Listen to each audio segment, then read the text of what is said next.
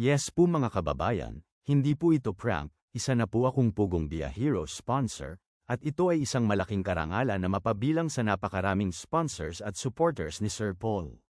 Isa po akong silent viewer at subscriber ng Pugong Biyahero in the last 2 years, at never akong nag-comment o nag-like man lang sa kanyang mga videos, pero deep inside, ay sinasabi ko sa aking sarili na someday ay makakatulong din ako kay Sir Paul sa kanyang adhikain na tumulong sa mga kababayan nating nangangailangan, lalong-lalo na ang mga katutubo.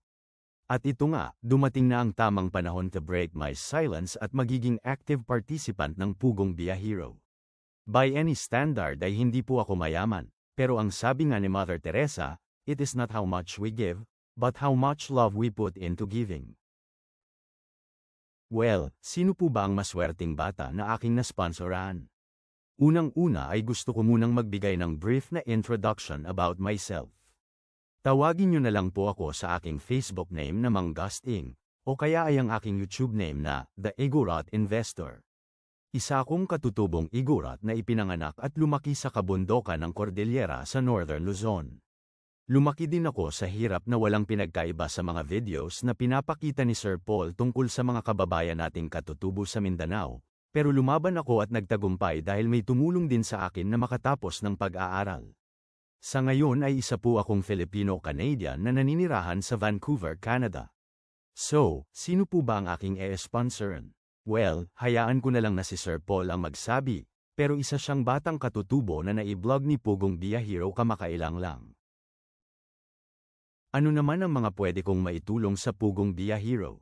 Una, kagaya din ni Sir Paul ay importante din sa akin ang edukasyon.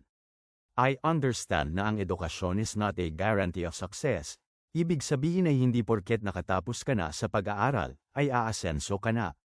Pero naniniwala ako na ang edukasyon ay napaka-importanteng tools para sa isang bata upang umasenso, kaya I will try to sponsor as many kids as I can, para sa kanilang pag-aaral.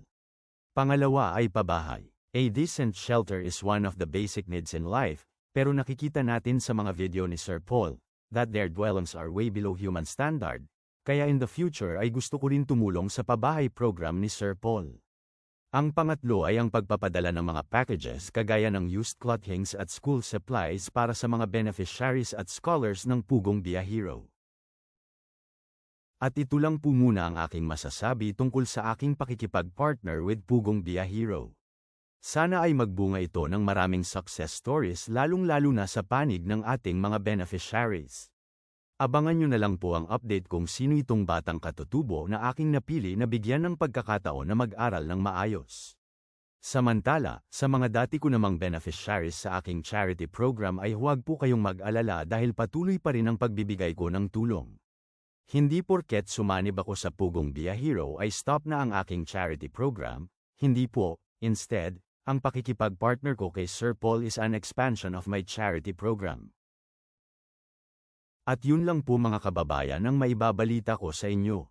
Sana ay panuorin nyo ang mga kaganapan sa pakikipag-partner ko sa team ng Pugong Biyahero. Kaya kung bago ka pa lang sa aking channel ay huwag kalimutang mag-subscribe para updated kapag may bago akong upload. Maraming salamat at mabuhay ang Pilipino. Adios!